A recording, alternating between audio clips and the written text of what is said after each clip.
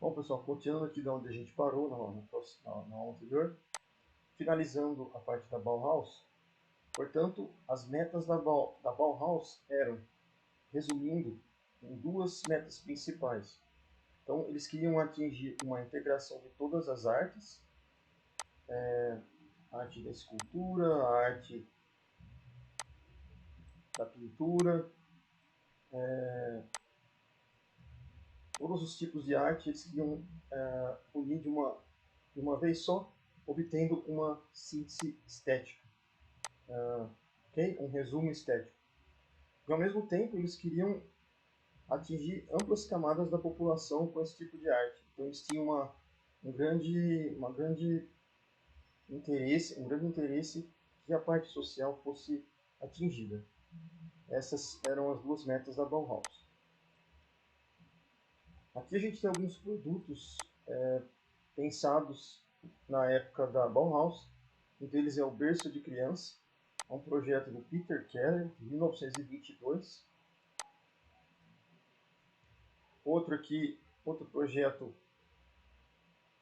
pensado é a Luminária de Teto, de Marianne Brandt, 1926. Chaleiros, né, um projeto da Marianne Brandt também, 1928 e 30. Bem interessante o tipo de desenho que ela fez. Né? Cadeira de braços, do Mies van der Rohe, 1927. Essa cadeira aqui é bem famosa.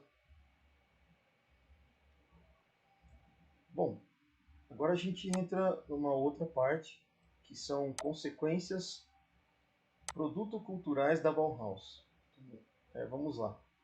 Então, um objeto ele é determinado pela sua essência, para ser projetado de forma que funcione corretamente. Então, um vaso, por exemplo, uma chaleira, conforme a gente mostrou ali atrás, uma casa.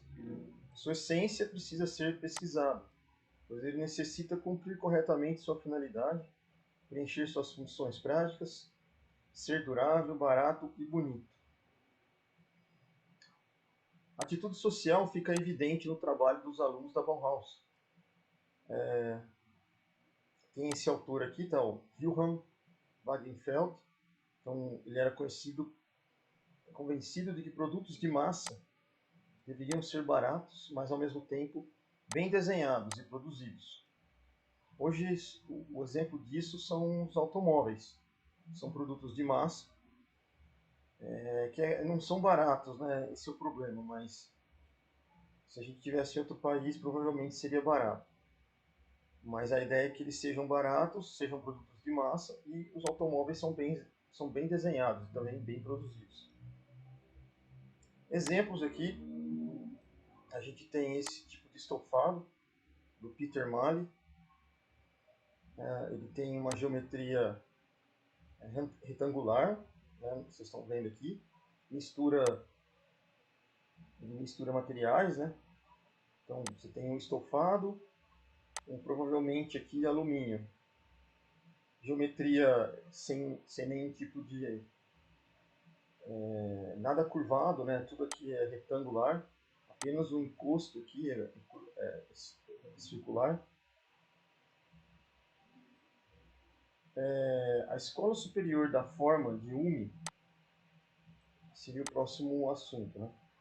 Então a gente tem aqui o suíço Max Bill, ex-aluno da Bauhaus, de 27 a 29.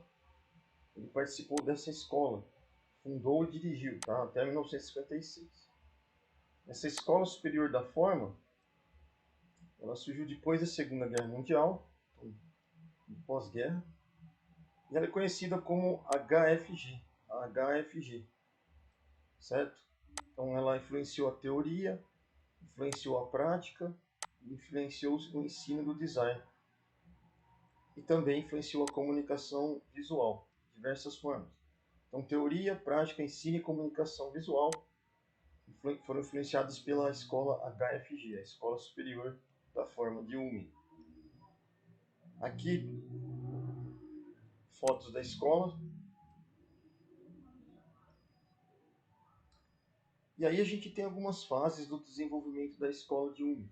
Tá? Aqui a gente colocou, são 6 fases. Esse é um dos objetos de uma das fases, as maçanetas da HFG, projeto do Max Bill, esse cara aqui, beleza?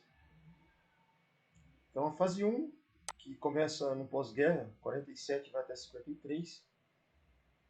Nessa primeira fase, o objetivo era desenvolver uma escola que unisse o saber profissional, uma configuração cultural e também uma responsabilidade política. Então eles queriam unir política, cultura e profissionalismo. Fase 2, de 53 a 56, o ensino nessa fase já se caracterizava pela continuidade da tradição da Bauhaus, sendo que a Bauhaus foi bem forte no passado, né? Então eles queriam dar essa continuidade. Mesmo que não houvesse pintura ou escultura em nenhuma das ofertas de curso de arte na época, certo? No início das aulas a meta era clara, então a tarefa da escola era direcionada para contribuir à construção de uma nova cultura com o objetivo de conseguir formas de vida adequadas ao desenvolvimento técnico nessa época. Então essa aqui foi a fase 2 da HFG. Depois a fase 3, de 56 a 58, esse é um dos objetos da época desenvolvidos, né? Então, nessa fase, a característica era a introdução de novas disciplinas científicas no currículo. Então, teve muita relação nessa época da ciência, da tecnologia, conduzida por docentes. Então, isso aqui foi inserido no currículo. O que seriam as disciplinas hoje que são dadas no design, da metodologia científica e outras disciplinas próximas a isso. Na fase 4, de 58 a 62, e a gente tem um projeto aqui como exemplo, tá? Foram inseridas disciplinas no currículo, como ergonomia, técnicas matemáticas, economia, física, ciência política, psicologia, semiótica, sociologia, teoria da ciência e outras. Se você procurar nos currículos atuais do design, pelo menos, vou colocar aí até 20, 15, até 10 anos atrás, você tinha, por exemplo, no curso, física no curso, tá? Mas a física ela foi abolida do curso. Matemática também eles tinham matemática 1, 2 ou cálculo 1, também foi abolida do curso, não tem mais. Psicologia até 3, 4 anos atrás você tinha. Agora eu não sei se ainda está no currículo, tá? Mas esse aqui você tinha. Semiótica você tem, sociologia você tem, ciências políticas essa aqui foi abolida, não tem mais também. E economia também não tem. Ergonomia ainda existe, né? Essa precisa realmente. Na fase 5, de 62 a 66, então, foi dado peso à teoria e prática das disciplinas do currículo. Então, a prática de ensino passou a ser altamente formalizada e, com isso, passou a ser um modelo de referência para um sem número de escolas de design no mundo. Aqui, um outro produto, né, desenvolvido para a época. E aqui a gente fecha. Na verdade, são cinco fases. Tá? Aqui eu coloquei 6, mas aqui a gente só tem 5 fases. Ainda falando aqui da HFG, do design de produtos nesse período da escola, no foco do interesse do conhecimento estava o desenvolvimento e configuração de produtos industriais de massa. De novo, muito parecido com a Bauhaus, né? Eles procuravam produzir objetos voltados à população em geral, então buscando a massa. Buscavam objetos do cotidiano e não objetos futurísticos, né? Na administração e na produção. Valor especial era dado a métodos do projeto, onde todos os fatores que o determinam eram levados em conta. Então, os objetos produzidos aqui, vamos pegar essa cadeira, por exemplo, cadeira de madeira laminada. do Wilhelm Hitz, de 58 a 59, o objeto ele era projetado de acordo com a função que ele tem. Ah, a função dele é qual? A função dele é você sentar na cadeira. Então a função dele vai dar a forma ao objeto, certo? Outro item que era levado em conta para projetar o produto era o cultural, o tecnológico e econômico. Então essa cadeira aqui, se for ver, o material parece ser bem barato de se produzir, né? Então é bem econômico. Isso aqui era considerado na hora de você projetar o objeto. Esse carro aqui também parece ser um carro, vamos dizer assim, pela quantidade de materiais que você tem, econômico para a época, para ser na forma de fabricar, né? É o Autonova Fan, tá? O design é o Fritz Busch, ok? Esse outro aqui, unidade odontológica, do Peter Beck, de 61 e 62, isso aqui vai no consultório de dentista, né? Parecido com o que a gente tem hoje. Um projetor de slides, do Hans Gugelot, de 63, então esse aqui é o projetor de slides. Você colocava alguns dispositivos aqui nesses intervalos, né? Isso ia girando, conforme ia girando, ia passando a imagem aqui na frente.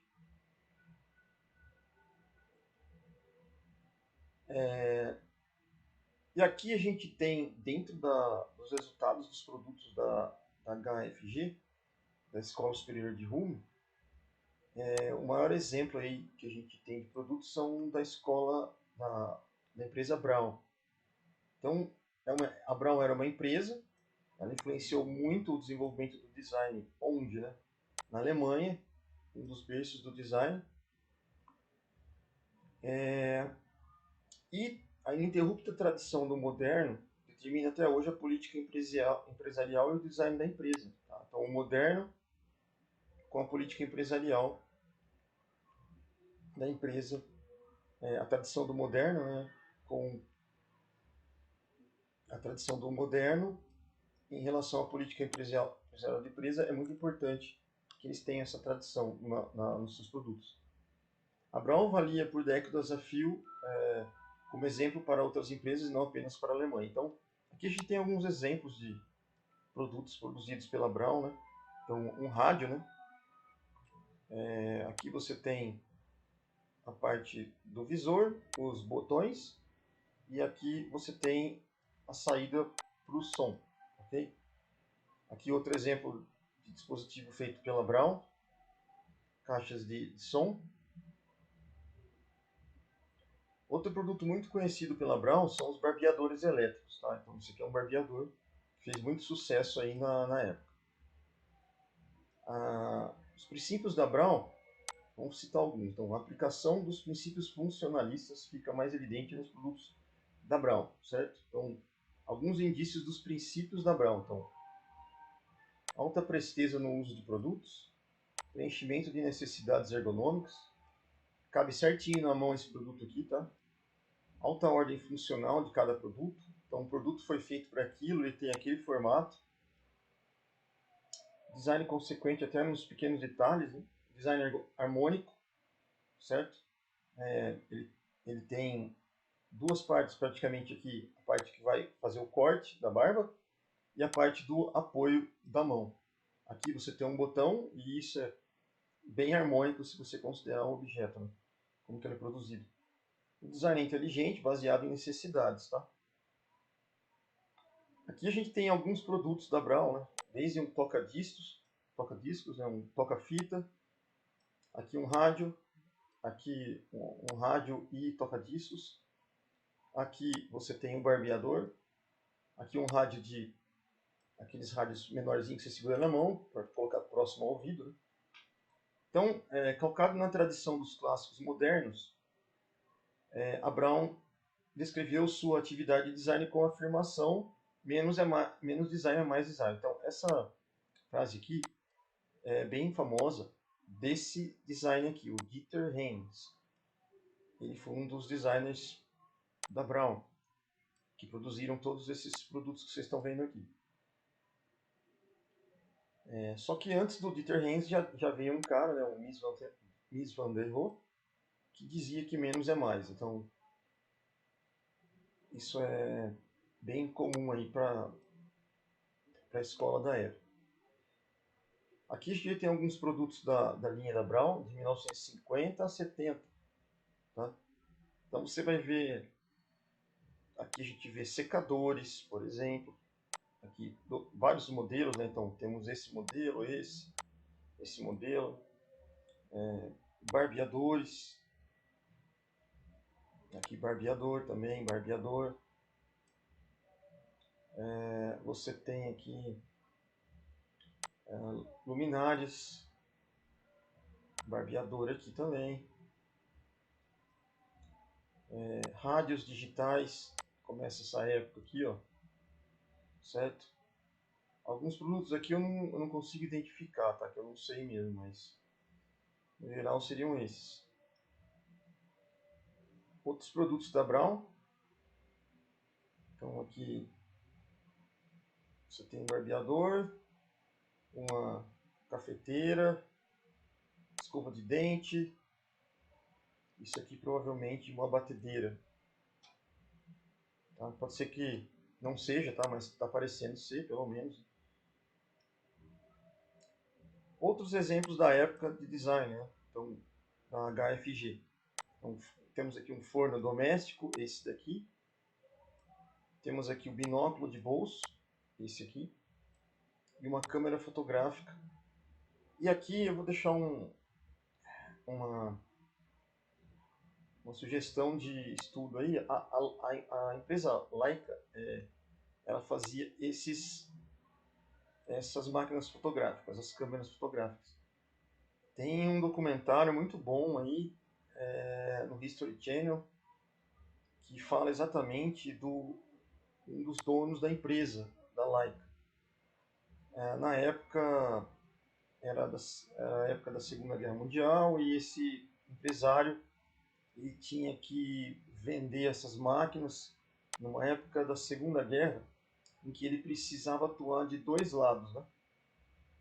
Do lado da Alemanha nazista e do lado, vamos dizer assim, do lado dos americanos. E ele precisava, ele ajudou os dois lados, né? E então esse documentário ele fala exatamente disso, como que essa empresa atuou na época da Segunda Guerra. Então é um documentário interessante para você assistir, procurar depois. É isso aí. Aí entram os radicais dos anos 60, tá? Então, para o design, ganharam uma atenção especial os trabalhos de Wolfgang Fritz Halt, a crítica estética da estética dos objetos, por ele desenvolvida, pesquisava em uma visão marxista o caráter duplo dos produtos, que se pode definir como valor de uso e valor de troca. Então, a concepção objetiva e funcionalista do design estava completamente ultrapassada. Aqui nos anos 70 você já entra com esse tipo de produto, né? É um telefone, ele quebra o comportamento da fabricação, por exemplo, de um telefone antes dessa época. Que era todo, se a gente pega um telefone antes dessa época, ele tinha nesse formato aqui e você encaixava numa outra parte aqui, né? Só que esse telefone ele quebra isso, tá? Então provavelmente essa parte ela abre com a parte de baixo e aí você fala com essa parte de baixo e ouve com a parte de cima. Ou se essa parte não abrir, você consegue falar por aqui e ouvir aqui, né? Mas isso aqui provavelmente deve se movimentar circularmente. Aí, nos anos 70, você tem as primeiras tentativas ecológicas, né? Nos anos 70. Então, um relatório do Clube de Roma sobre a condição da humanidade revelou, aqui nos anos 70, o crescimento das nações industrializadas, o rápido esgotamento de matéria-prima, o crescimento da taxa populacional e degradação do meio ambiente. Então, várias dessas coisas contribuíram para desestabilizar a quebra da sociedade industrial. E aí surge o design. Ele quebra a palavra design, né, como desconstruir a forma como que os produtos eram feitos e degradavam o meio ambiente. Então, o primeiro grupo que tem um grupo chamado de design, que é um grupo que procurou unir novos conceitos teóricos e projetos alternativos de design, como essa cadeira que a gente está vendo. Tá? Alguns produtos da época, nos anos 70, como veículos automotivos, né, como esse, como que eram os relógios, por exemplo, da época, entrou essa parte digital, né? Os produtos eles eram mais retos, como vocês estão vendo aqui, ó. Tá? Tinha parte de couro também, então esse era um produto da época.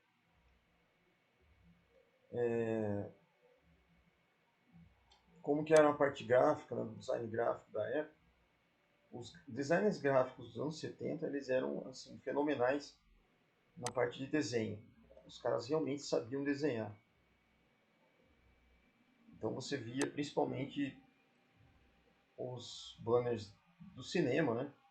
Então aqui tem o banner do James Bond na época, ou do Clint Eastwood da época, outro banner de filme, né? Às vezes isso aqui era tudo feito à mão mesmo. Você tem os produtos dos anos 70, né? O primeiro símbolo da Apple, que era isso daqui. E depois de 77 a 98 ele mudou. Nos anos 80, houve o contramovimento eclético. Então o design ganhou, entretanto, um movimento contrário, e que prevaleceu a influência do movimento eclético do pós e neomoderno, né, que se formaram, que é conhecido na Itália como chamado Grupo Memphis. Né? Então, esse Grupo Memphis ele projetou cadeiras artificiais diferentes, que eram apenas para serem possuídas. Então, você não ia sentar nessa cadeira, certo? Você simplesmente projetava e ela tinha um simbolismo nisso daqui.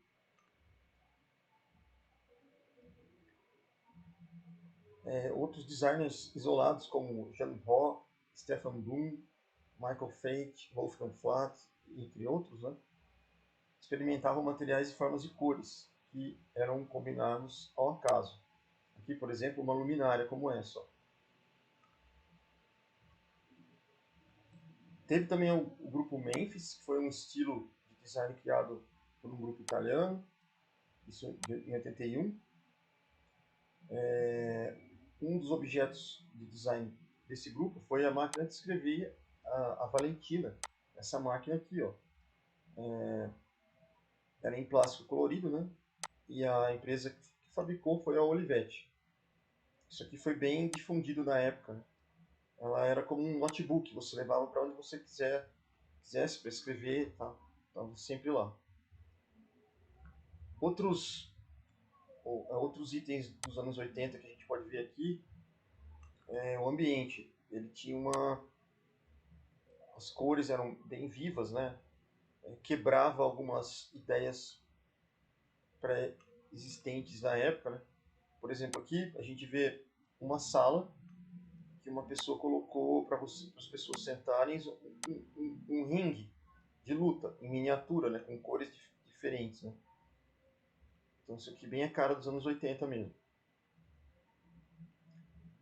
No design, dentro das vertentes gráficas, tutoriais de produto, o grupo Memphis, que a gente citou ali, ganhou destaque ao redor do mundo. Então é comum encontrarmos identidades visuais, tipográficas e outros elementos gráficos inspirados nesse estilo.